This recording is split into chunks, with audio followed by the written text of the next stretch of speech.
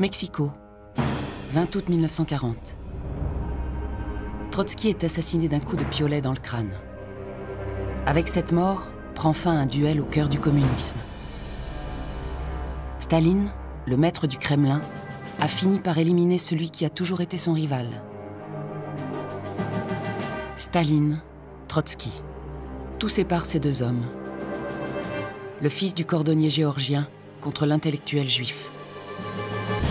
Le calculateur méthodique contre l'enthousiaste brillant. Le cynique contre l'idéaliste. C'est un duel de plus de 20 ans qui vient de s'achever. Un duel politique. Un duel pour le pouvoir. Un duel entre deux hommes que tout oppose, mais surtout et avant tout, un duel à mort. Mais une question demeure. Pourquoi Joseph Staline a-t-il voulu exécuter Léon Trotsky, qu'il avait déjà écarté du pouvoir et condamné à un exil lointain?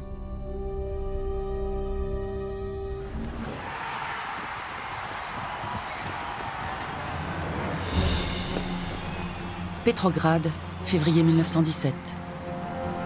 Le tsar, Nicolas II, abdique sous la pression de la rue. Mais pour Lénine, le révolutionnaire, se débarrasser du tsar n'est pas suffisant. Il faut mettre en place un ordre nouveau, le communisme.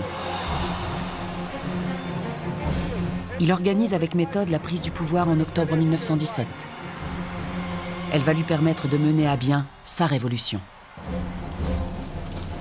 Avec lui, deux lieutenants d'une trentaine d'années, prometteurs, mais aux qualités presque opposées, Joseph Staline et Léon Trotsky. Mais l'histoire du duel entre Staline et Trotsky a commencé 10 ans plus tôt.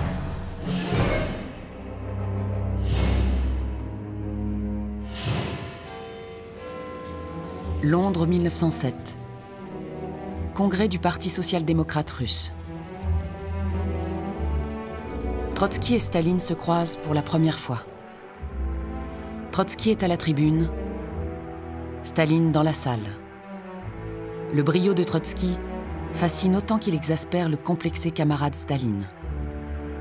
Entre eux, un poison lent commence à se distiller. Pour Staline, d'abord, c'est le sorti du Caucase. Il voit pour la première fois Londres, la métropole de l'Occident.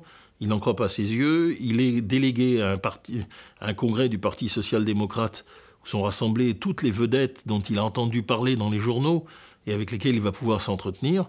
Et il a pour Trotsky, c'est évident, une admiration qu'il aura du mal à cacher tout au long de sa vie. Il est impressionné par Trotsky. Donc évidemment, Staline a remarqué Trotsky. Trotsky ne pouvait que lui déplaire. Un orateur, extraverti, brillant, alors que lui, il n'était pas brillant. Staline était un très mauvais orateur. Quand on l'entend parler, quand sur les enregistrements, c'est tout à fait extraordinaire. Enfin, quand il devient le chef de l'URSS, il prononce une phrase, il s'arrête, tout le monde applaudit.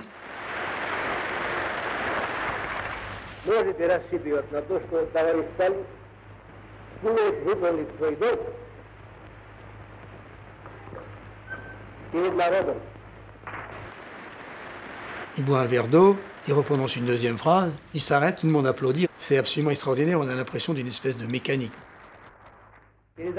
Physiquement, Staline partait avec un grand handicap.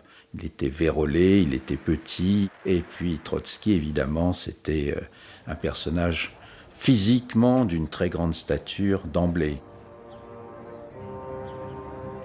Révolutionnaires tous les deux, Staline et Trotsky combattent le régime tsariste en empruntant des pseudonymes.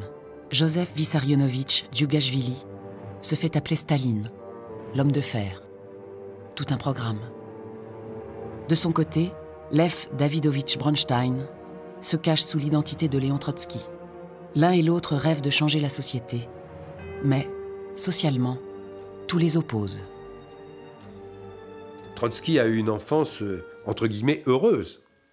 Dans une famille où il était parfaitement intégré, qui s'occupait de lui, et on lui faisait faire des études, et on lui prévoyait un grand avenir, etc. Alors que Staline, lui, véritablement, il est quasiment né dans le caniveau, presque. Hein. Vraiment, les spectacles de violence, il n'a pas eu besoin de sortir de chez lui pour les avoir. Un père alcoolique qui le frappe violemment, etc.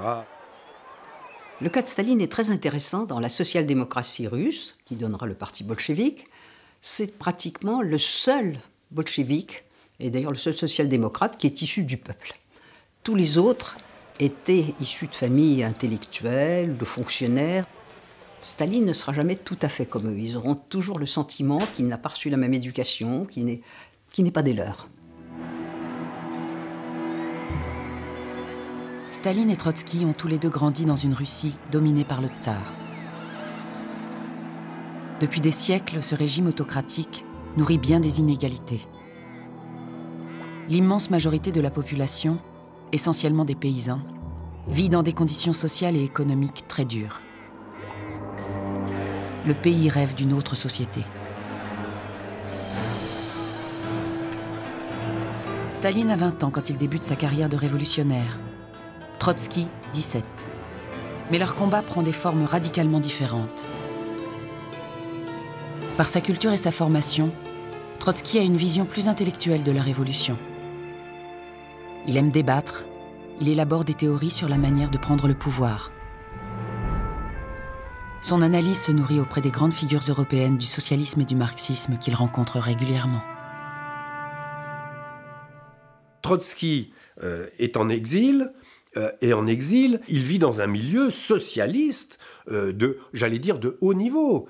D'abord, il circule dans toute l'Europe et il fréquente couramment tous les grands socialistes européens. Il a une vie, j'allais presque dire, une vie mondaine socialiste. C'est en exil à Londres que Trotsky fait la connaissance de Lénine, dont il devient l'un des collaborateurs. Ses voyages, ses longues discussions avec les intellectuels étrangers ont poussé Trotsky à penser la révolution à l'échelle mondiale. Pour lui, la prise de pouvoir ne peut se faire dans un seul pays.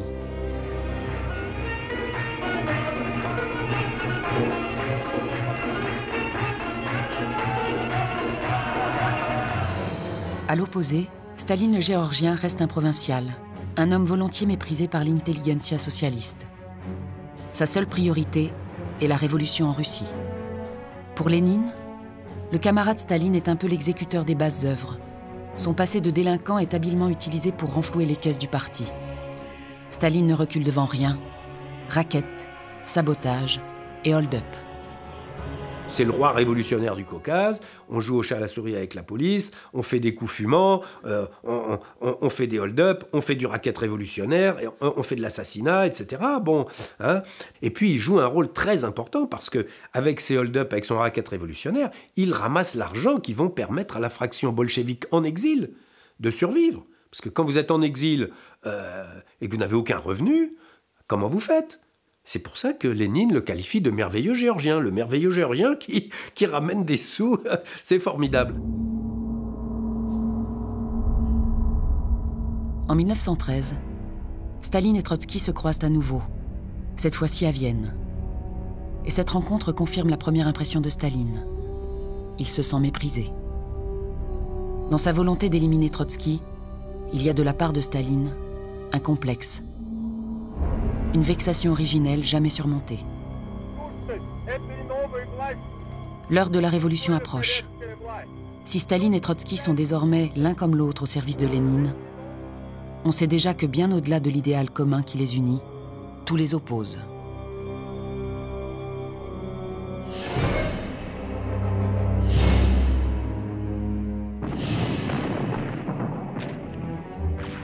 « 1917 constitue une année charnière dans l'histoire de la Première Guerre mondiale. La Russie qui se bat aux côtés de la France et de l'Angleterre est affaiblie par un conflit qui dure depuis 3 ans.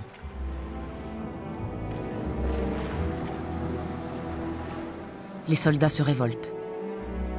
1917, c'est l'année des mutineries dans les tranchées et c'est le début de la révolution russe. En février, les grèves et les manifestations se multiplient à Petrograd. Le tsar est contraint d'abdiquer. Un gouvernement provisoire est mis en place, mais il est renversé quelques mois plus tard par les bolcheviks. En octobre, Lénine prend la tête du premier régime communiste de l'histoire. Autour de lui, il a su fédérer des hommes brillants, des révolutionnaires. Il y a Trotsky, bien sûr, mais aussi Lev Kamenev, Grigori Zinoviev et Nikolaï Boukharine. Staline, l'homme du peuple, tranche parmi ces intellectuels. Face à ce nouveau régime, les partisans du tsar rêvent de reprendre le pouvoir. Une guerre civile va les opposer aux bolcheviks pendant 5 ans. Dans cette bataille, Lénine a compris qu'il avait besoin de l'éloquence et du charisme de Trotsky. Staline, lui, est relégué au second plan. Trotsky a d'éminentes qualités. Quelles sont ses qualités? Un grand orateur, un grand révolutionnaire, un grand entraîneur d'hommes, un type qui, physiquement, n'a peur de rien. Il se promène avec son train blindé sur le front, etc., de la guerre civile, c'est pas son problème. Hein, il est... Bon. Mais de son côté, Staline, attention, Staline, lui, il mène ses petites affaires. Dans les congrès du parti bolchevique ou des soviets, Trotsky arrivait, il soulevait la foule par un art oratoire consommé, les gens l'applaudissaient, il était déjà parti. Et Staline, il faisait les poignées de main, il s'occupait du militant de base, il s'intéressait à son sort, il connaissait son nom même. Bref, toute chose auquel Trotsky était totalement étranger. Et donc, effectivement, Staline passait pour un brave type. Il faut rappeler que Staline, dès que les bolcheviks se transportent de Saint-Pétersbourg à Moscou au printemps 1918 et s'installent au Kremlin, Staline a immédiatement ses appartements au Kremlin. Il travaille dans le bureau mitoyen de Lénine. Donc c'est vraiment... Et c'est pas par hasard que Lénine va le nommer secrétaire général. Hein, c'est l'homme du parti et qui colle à Lénine. Et Staline, à partir de ce poste, va ainsi petit à petit tisser tout un réseau de relations qui vont lui permettre d'avoir la mainmise sur les cadres du parti et sur la nomination des cadres. Staline comprend l'intérêt qu'il va pouvoir tirer du parti. Mais pour l'heure, le héros de la révolution et de la guerre civile, c'est Trotsky. Il parcourt des milliers de kilomètres pour mobiliser les troupes qui vont former l'armée rouge.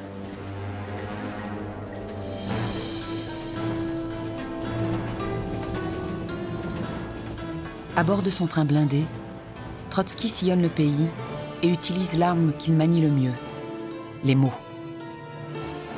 Il redonne l'espoir aux rouges, tout en démoralisant les contre-révolutionnaires, les blancs.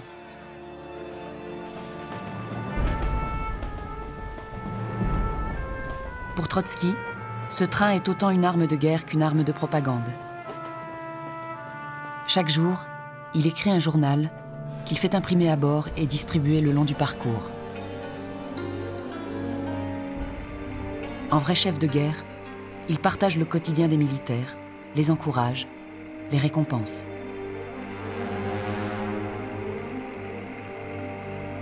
Mais Trotsky use aussi de la force et de la répression pour contraindre les hommes à s'engager dans l'armée rouge, qui passe d'1 million de soldats en 1918 à 5 millions 2 ans plus tard. Il n'hésite pas à faire fusiller tous ceux qui s'opposent à son combat.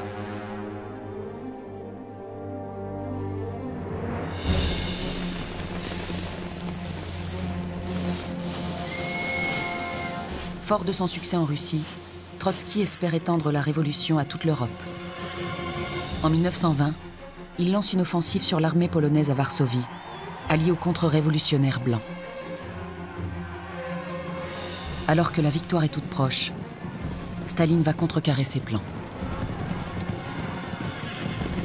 L'armée rouge attaque sous les ordres de Trotsky, qui est le chef de l'armée rouge, et de Tukhachevski, qui est le général en chef. Bon, attaque d'est en ouest directement sur Varsovie, et au sud, il y a une colonne qui doit remonter du sud directement sur Varsovie, qui est sous la direction de Staline.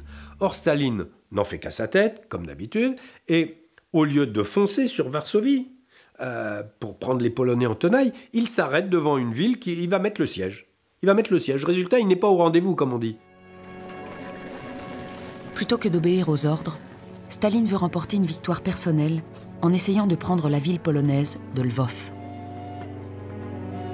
Son entêtement va conduire les soviétiques à la défaite. Ils devront ensuite faire d'importantes concessions territoriales à la Pologne. Entre Staline et Trotsky, cet épisode sonne comme une déclaration de guerre. Et là, il y a des accrochages violents qui expliquent la suite. Parce qu'évidemment, Lénine va demander des comptes sur cette affaire, et donc Trotsky va faire un rapport très critique sur Staline, Toukhatchevski va faire un rapport très critique sur Staline, et inutile de dire que le camarade Staline réglera les comptes 15 ans plus tard. Bon. Staline rumine sa vengeance, mais pour l'heure, il doit serrer les dents. Trotsky est parvenu à asseoir le pouvoir bolchevique dans tout le pays. L'armée rouge est venue à bout des soldats partisans de l'ancien régime tsariste, les Blancs.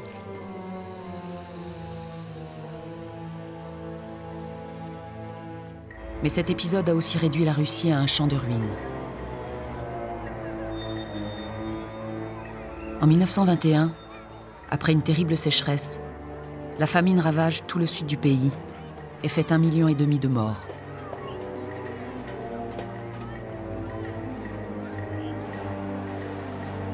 Pourtant, au sein du parti, Trotsky est au sommet de sa popularité. Il apparaît comme l'héritier naturel de Lénine, gravement malade et dont la succession va bientôt s'ouvrir. Au poste de secrétaire général, Staline sait qu'il ne fait pas partie des favoris, mais il a déjà réfléchi à la manière de revenir dans la course.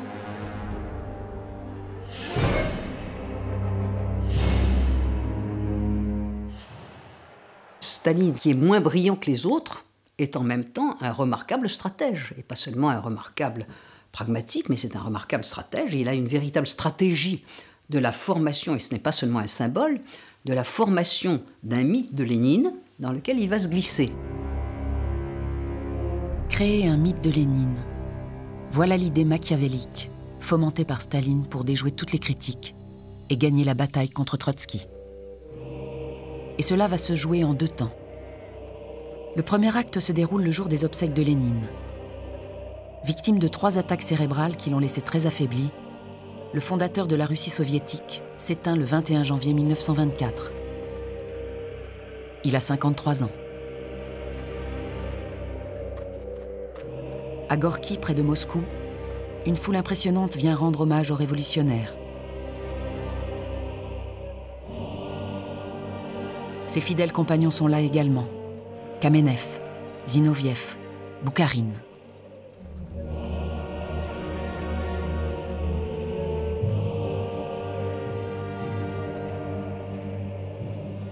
Avec Staline, il porte le cercueil. Ces 3 bolcheviks, vieux amis de Lénine, peuvent aussi prétendre à sa succession. Mais ce qu'ils ne savent pas encore, c'est que Staline compte s'appuyer sur eux pour prendre le pouvoir et qu'il leur réserve ensuite un destin funeste. Un seul cadre du parti manque à l'appel, c'est Trotsky. Trotsky était assez gravement malade à ce moment-là. Il se soignait au Caucase, dans une station balnéaire. Et on sait aujourd'hui, et on a su dès l'époque, que Staline lui avait menti, lui avait dit ne rentre pas, ça ne sert à rien, on va inhumer tout de suite Lénine, alors que justement la décision venait d'être prise de lui construire un mausolée. Et donc Trotsky a obéi, s'est dit qu'effectivement c'était trop tard, et il fallait à cette époque-là plusieurs jours de train pour revenir. Et donc il a pris la décision, lourde de conséquences historiquement, de ne pas revenir.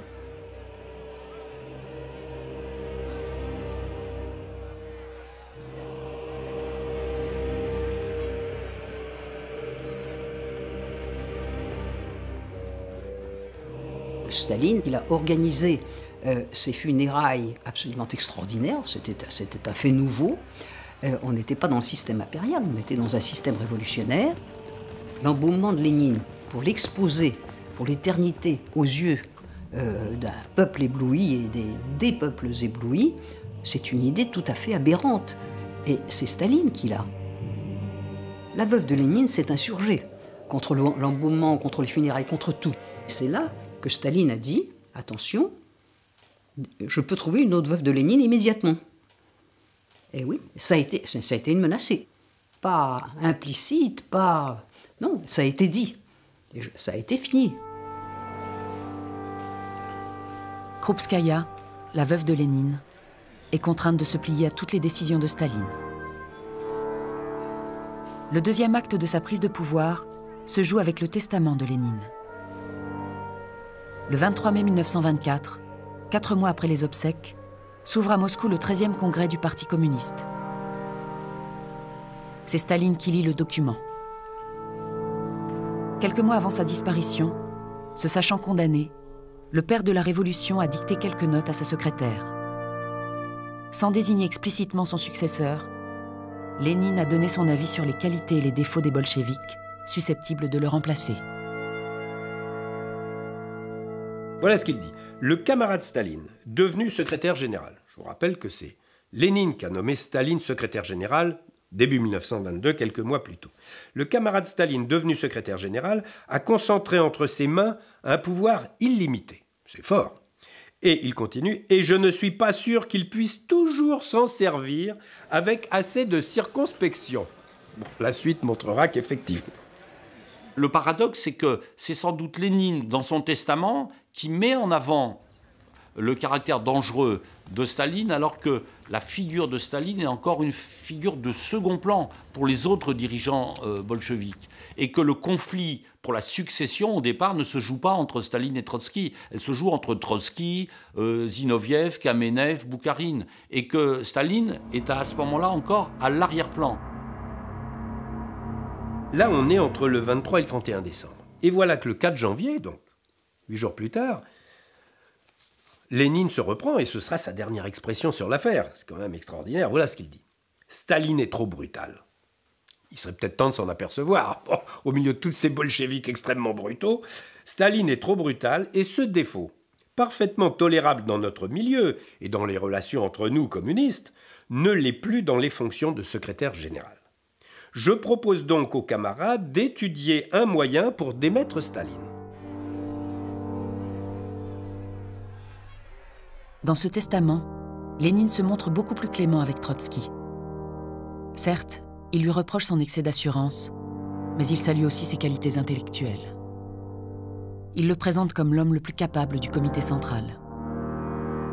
Pourtant, Trotsky ne va tirer aucun bénéfice de l'appréciation de Lénine. Contre toute attente, c'est Staline qui pousse l'avantage. Staline est très malin. Il fait une mise en scène de la révélation du testament de Lénine. Et il dit, voilà, camarade, voilà, les dernières paroles du camarade Lénine, etc. Donc, le camarade Lénine a proposé que je sois démis de mes fonctions. Donc, je vous propose de me démettre de mes fonctions. Évidemment, comme c'est lui qui a fait le congrès, tout le congrès, camarade Staline, non, non, non, restez avec nous. Bon, sympathique mise en scène, bon. Et dans cette ambiance-là, Trotsky est coincé. Voilà ce qu'il déclare, ce qui le ficelle définitivement. Aucun de nous ne peut ni ne veut avoir raison contre son parti. En dernière analyse, c'est toujours le parti qui a raison. Évidemment, si le parti est tenu par Staline, eh bien c'est Staline qui aura toujours raison.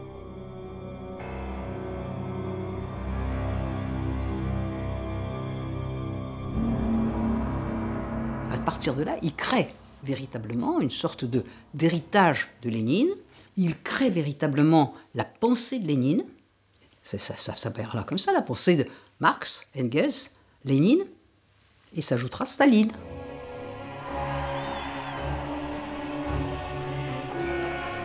Alors que Lénine lui-même recommandait la plus grande méfiance à son égard, Staline réussit le tour de force d'apparaître comme son héritier. Trotsky commence à comprendre qu'il a sous-estimé Staline, et il n'est pas au bout de ses surprises.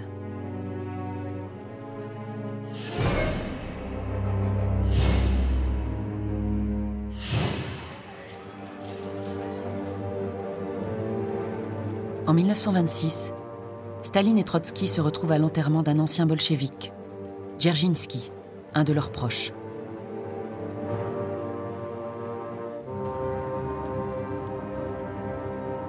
Staline marche devant. Trotsky est plus en retrait.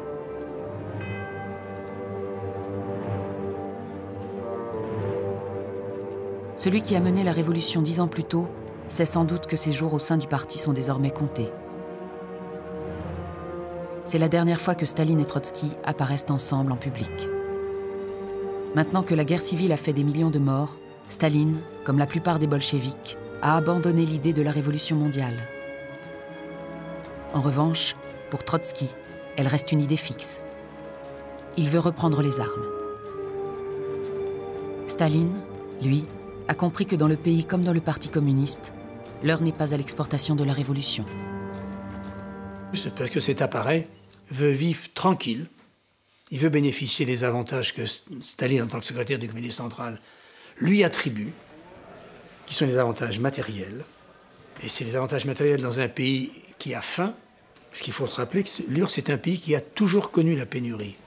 Donc le fait d'avoir un poste où vous avez des avantages matériels, où vous avez un petit paquet d'alimentation tous les mois, où vous avez un salaire double, puis triple, puis quadruple, etc., c'est très important. Et qu'est-ce que Trotsky leur dit à ces gens-là? Il leur dit il faut aider la révolution en Allemagne, il faut aider la révolution en Chine, il faut aider la révolution en Angleterre. Mais non, laisse-nous vivre tranquille. C'est le propre de tout appareil, vivre tranquille. Staline, il avait une très bonne connaissance des ressorts de la psychologie humaine. Et je pense qu'il savait flatter chez un certain nombre de personnes qui étaient plus ou moins de même type que lui, des ressorts d'ambition, des ressorts de jalousie, d'envie, des ressorts de violence, et qu'il savait faire ressortir chez toutes ces personnes-là ces traits psychologiques qui les poussaient à agir, et qui les poussaient à agir dans le sens des intérêts de Staline. Pour atteindre le sommet du parti, Staline va s'appuyer sur les membres du bureau politique et les liguer les uns contre les autres. Il parvient d'abord à convaincre Zinoviev et Kamenev de faire équipe avec lui pour écarter Trotsky. Puis la manipulation continue. Il monte Boukharine contre Trotsky, Zinoviev et Kamenev. Dissimulateur hors pair, il parvient ainsi, lentement mais sûrement, à écarter de sa route les anciens révolutionnaires bolcheviques. Dans le même temps, il profite de son poste de secrétaire général pour nommer des hommes à sa botte. Il va même jusqu'à organiser une promotion Lénine pour ouvrir aux militants de base les portes du parti jusque-là réservées à l'élite de 1917. En fait, c'était un poste clé puisque ça a permis à Staline, par toute une succession de nominations très bien orientées, de remplacer progressivement ceux qui avaient fait la révolution, et surtout la guerre civile, par un certain nombre d'affidés qui lui devaient leur carrière, qui devaient non pas leur carrière à leurs exploits révolutionnaires, mais au fait du prince déjà, le prince de Moscou, Staline. Staline s'est créé une cour de fidèles. Trotsky a beau dénoncer la bureaucratisation du parti, il a beau critiquer Staline parce qu'il est un homme de l'appareil, il est trop tard. Le piège du tsar se referme implacablement sur le prophète. Trotsky a été victime certainement de lui-même, c'est-à-dire à la fois de son intelligence remarquable, de son côté brillant qui l'a conduit incontestablement, comme d'autres, à sous-estimer Staline. Trotsky disait c'est une médiocrité. C'était comme ça qu'il qualifiait Staline. Jamais on n'a vu dans l'histoire une telle pléiade d'esprits brillants, cultivés, extraordinaires, attachés à un même dessein. Détruire l'ordre ancien et fonder un ordre nouveau. Très bien. Et parmi eux, il y avait la médiocrité. Et c'est la médiocrité qui l'a emporté. En 1927, Staline solde son différend avec Trotsky. Il l'exclut du parti. Trotsky est ensuite envoyé manu militari à Alma-Ata, au fin fond du Kazakhstan.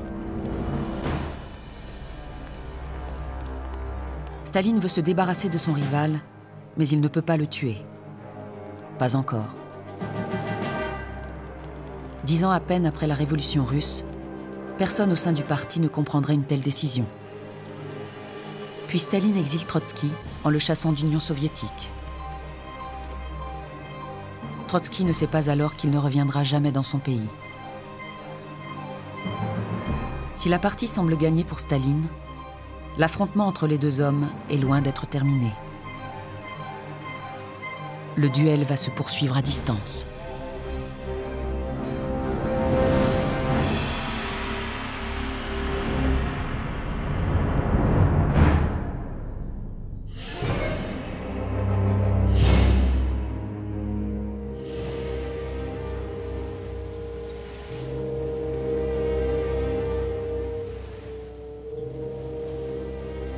En février 1929, Trotsky arrive en Turquie, dans l'archipel de Principio, au large d'Istanbul. Sa femme Natalia l'accompagne. Son fils Léon Sedov est là aussi.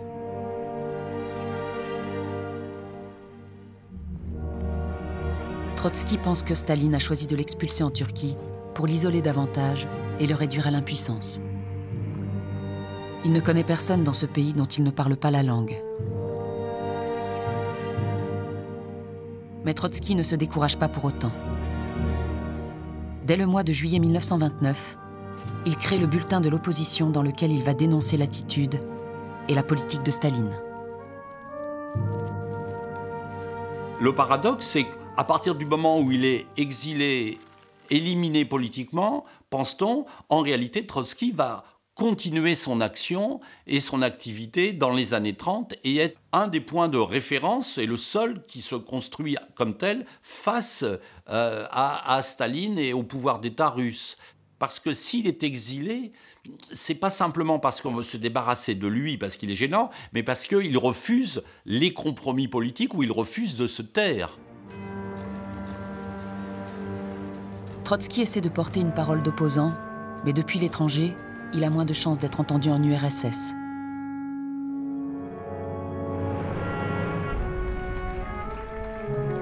Staline, le petit bandit du Caucase auquel personne ne prêtait attention, devient le maître incontesté de l'Union soviétique. Il se fait appeler le petit père des peuples, une expression jadis réservée au tsar.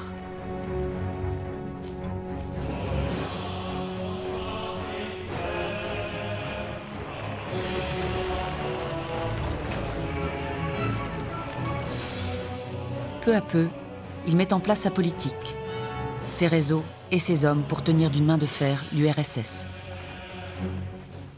Staline s'est affranchi de toute opposition et désormais son objectif est d'industrialiser le pays le plus rapidement possible pour qu'il puisse résister en cas de nouvelle guerre.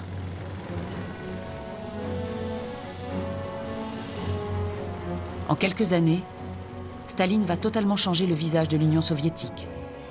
Il fait construire le métro de Moscou, implanter des villes nouvelles, creuser des canaux et élever des barrages. Tout cela participe de l'édification du socialisme. L'aura qu'il offre à l'Union soviétique connaît un écho enthousiaste dans la plupart des partis communistes de l'Europe occidentale, principalement en Italie et en France.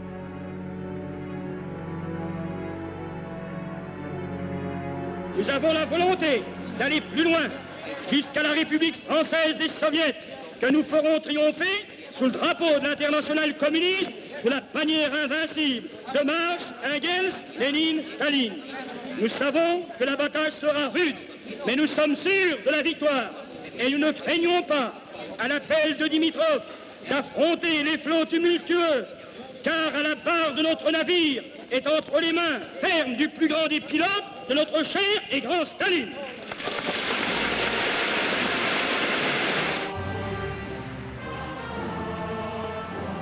Aucun secrétaire d'un parti communiste à cette époque-là, dès le début des années 30, ne peut être nommé sans l'accord de Moscou.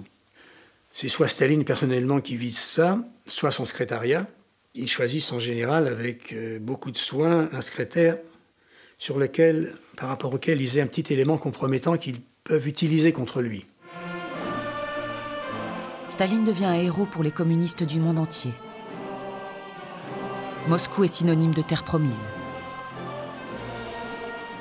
Fort de sa toute-puissance et de sa réussite, Staline est entré dans la cour des grands et son portrait trône désormais à côté de ceux de Lénine, Marx et Engels. Pour le parti bolchevique et son chef Staline, il pupille.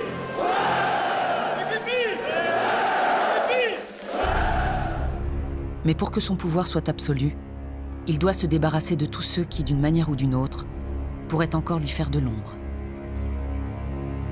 Une fois de plus, le camarade Staline fait preuve d'une ruse machiavélique. Il va profiter de l'assassinat de Kirov, un membre important du bureau politique, exécuté dans des conditions troubles, pour lancer l'élimination systématique de tous les opposants et mettre en marche la politique de la terreur. Staline dès qu'il a eu l'information, il a immédiatement compris tout le bénéfice politique qu'il allait pouvoir tirer de cet assassinat. Il a foncé avec son train spécial à Saint-Pétersbourg, Leningrad à ce moment-là. Il a fait le ménage, il a fait liquider des témoins qui auraient pu contredire son discours. Et il a dit, voilà, Kirov a été assassiné par les traîtres au parti. Hein, et c'est Zinoviev qui est responsable, et c'est Kamenev, et au-dessus c'est Trotsky. Hein, et ça lui a permis d'inaugurer l'assassinat des membres du parti, ce qui jusque-là était presque impensable. Et alors à partir de là, évidemment, ça a pris des proportions.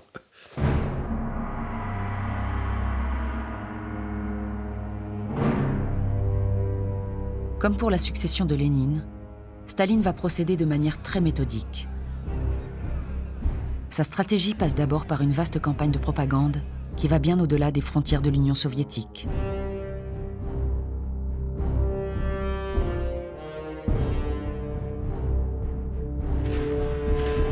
Depuis 1933, Hitler a pris le pouvoir en Allemagne. Pour les communistes du monde entier, le Führer devient le principal ennemi. Staline ne va pas hésiter à entretenir une comparaison entre Trotsky et le chancelier du Troisième Reich. D'autant que la propagande anti-trotskiste, elle est extrêmement violente. Le Parti communiste français, par exemple, publie une brochure contre Doriot, hein, et puis avec Doriot qui a un masque de Trotsky ou un masque de Hitler, etc. Donc vous imaginez, hein, en pleine période de Front populaire, si on dit Trotsky, les hitléro-trotskistes. Les trotskistes sont les alliés d'Hitler. Les gens sont tétanisés, on ne peut pas soutenir Trotsky, c'est pas possible. Donc là, Staline met en place un rouleau compresseur de propagande extraordinaire, y compris au Vietnam, y compris en Chine, partout. Dès qu'il y a un communiste dans les années 33, 34, 35, 36, et si jamais il y a des trotskistes dans le secteur, ils sont attaqués. Et même ils sont liquidés si nécessaire, physiquement. Staline parvient peu à peu à décrédibiliser les hommes qui incarnent la vieille garde du parti et une certaine fidélité à Trotsky.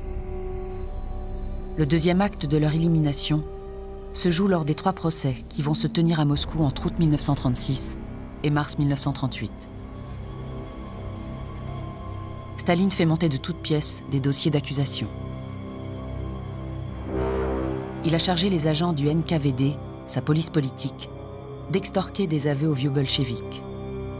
Lors des audiences publiques, Zinoviev, Kamenev, Boukharine, entre autres, vont devoir subir les foudres et même les insultes du procureur Vyshinsky, un proche de Staline.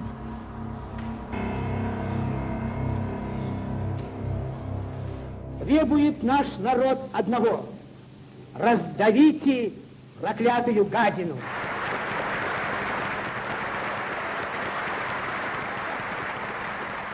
On sait maintenant que ces procès étaient entièrement truqués. Entièrement truqués. C'était de véritables pièces de théâtre. Les accusés avaient appris leur rôle, le procureur avait appris son rôle, on récitait une pièce. Bon, mais c'était très bien fait. C'était très bien fait parce que vous savez, avec la terreur, vous pouvez faire marcher les gens très très droit. Il y a des histoires cauchemardesques. On dit aux accusés, est-ce que vous avez mis des clous dans le beurre du peuple? Oui, disent ces hommes si intelligents, ces grands intellectuels. Nous avons mis des clous dans le beurre du peuple. Et vous en avez mis dans les œufs du peuple? Non, disent ces hommes intelligents. Vous ne pouvez pas parce qu'il y avait une coquille. Bon, toute la presse étrangère a assisté à ce procès et elle a trouvé ça tout à fait normal. В высшей мере уголовного наказания расстрелом, конфискацией всего лично принадлежащего имущества.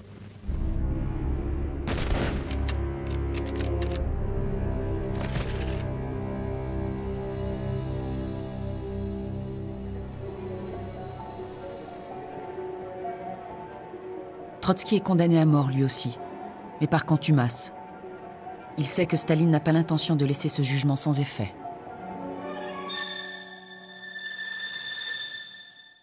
These trials developed not from communism, not from socialism, but from Stalinism. That is from the irresponsible despotism of the bureaucracy over the people. What is now my principal task? To reveal the truth, to show and to demonstrate that the true criminals hide under the cloak of the accusers. Mais les protestations de Trotsky pèsent peu face à la machine stalinienne qui écrase tout sur son passage. Tous les livres de Trotsky, tous les ouvrages où Trotsky apparaît en héros de la révolution russe sont retirés des bibliothèques, jusqu'à gommer l'image du fondateur de l'Armée rouge.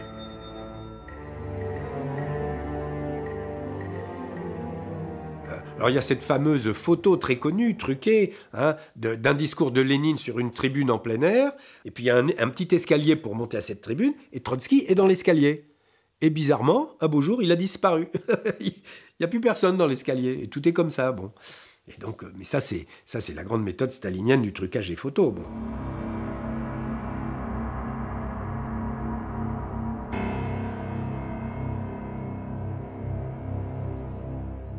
Ces photos n'étaient pas destinées à tromper les plus vieux bolcheviks, à tromper les responsables du parti, mais à diffuser un message.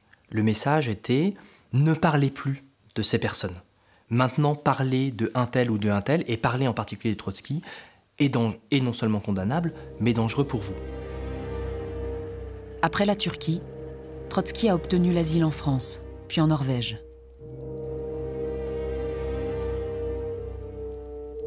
Mais peu à peu, il devient indésirable partout en Europe. Aucun dirigeant ne veut prendre le risque de déplaire à Staline en accueillant Trotsky sur son territoire.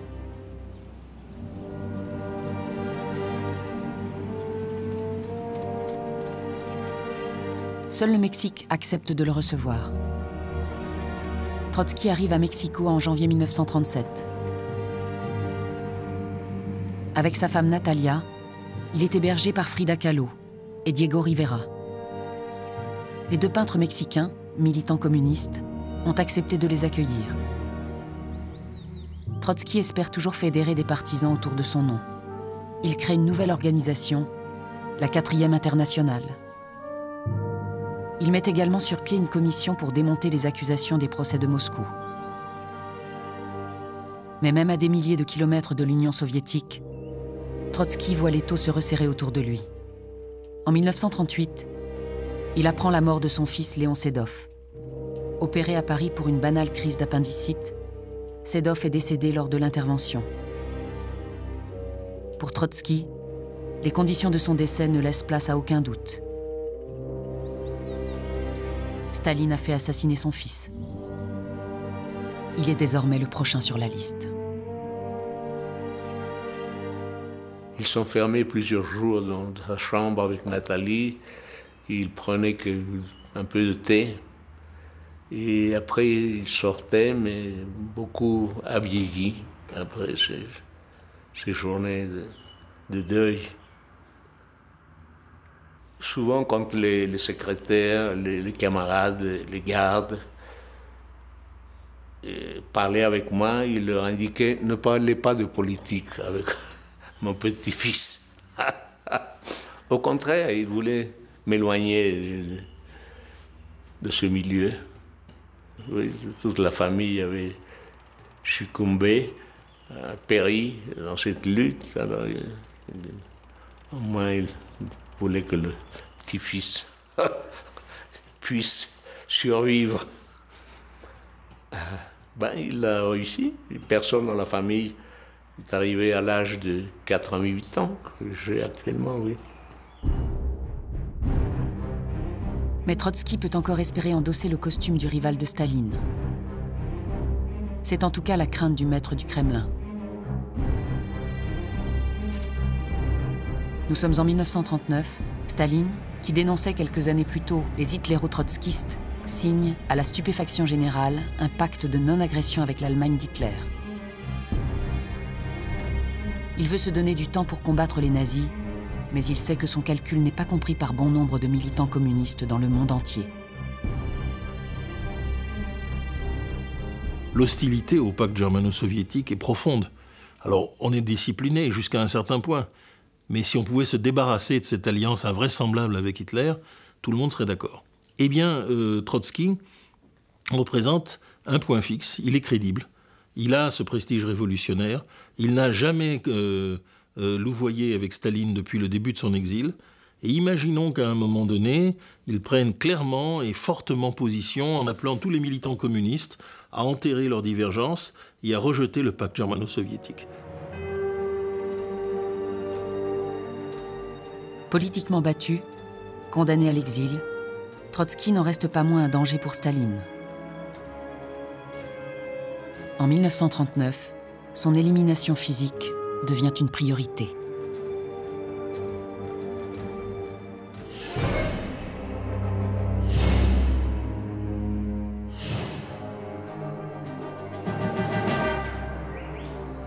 Le 24 mai 1940, une vingtaine d'hommes habillés en policiers mexicains pénètrent dans la maison de Léon Trotsky. Armés de mitraillettes, ils arrosent de balles la chambre où il dort avec son épouse Natalia. Esteban, le petit-fils de Trotsky, est réveillé en sursaut dans la pièce voisine. Mon grand-père était moitié endormi parce qu'il prenait des somnifères. Et Nathalie, rapidement, l'a tiré du lit, il l'a poussé dans le coin sud-est de la chambre, sous une table. Et c'est ça qui leur a sauvé la vie, oui.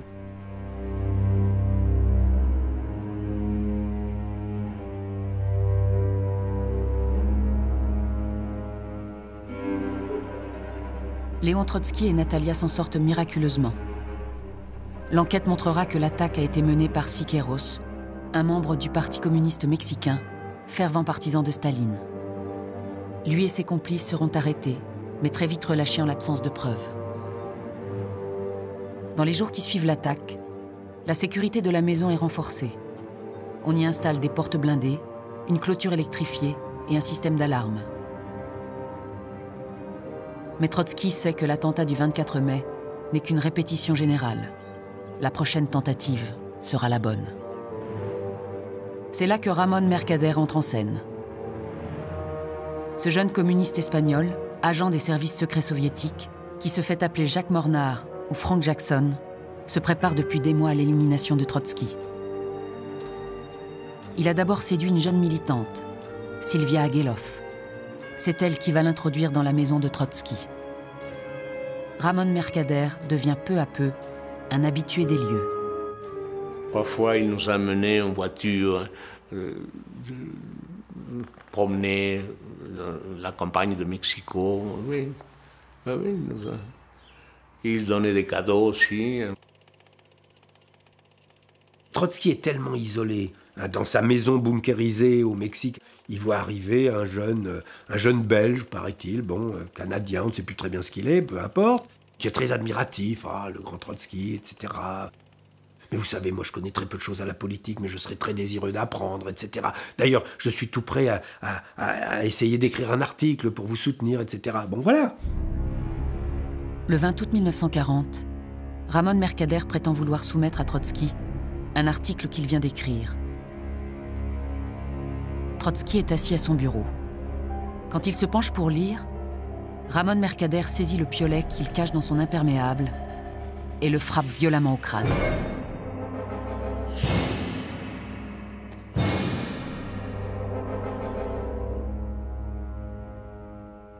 Esteban, le petit-fils de Trotsky, qui a 13 ans à l'époque, rentre du collège.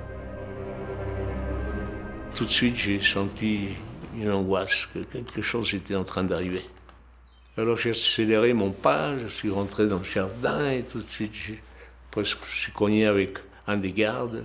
Et par la porte qui était entrouverte, alors j'ai vu le grand-père qui était dans le parquet, tout plein de sang, avec Nathalie, les gardes là. Et quand le grand-père a entendu mes marches, il a indiqué aux gardes éloignez Sieva, mon petit-fils, il ne doit pas voir cette scène.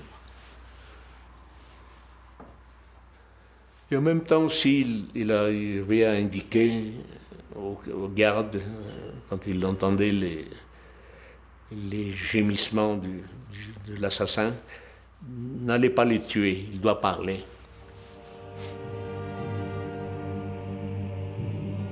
Trotsky est immédiatement transporté à l'hôpital. Il meurt le lendemain de son agression.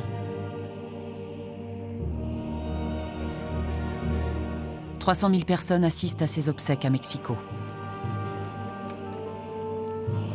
Avant de s'éteindre, il prononce ses dernières paroles. « Dites à nos amis, je suis sûr de la victoire de la 4e internationale. »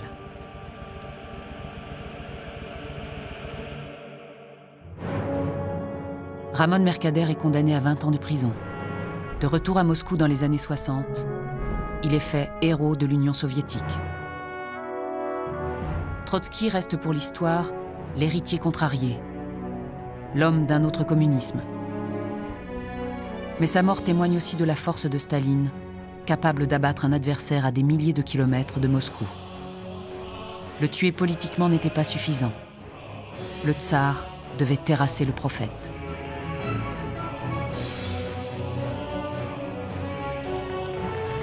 Après la rupture du pacte germano-soviétique par Hitler en 1941, Staline va livrer un combat décisif contre l'Allemagne nazie pour s'imposer comme l'un des maîtres du monde occidental, à l'égal d'un Churchill ou d'un Roosevelt. Staline a non seulement vaincu Trotsky, mais il entre définitivement dans l'histoire.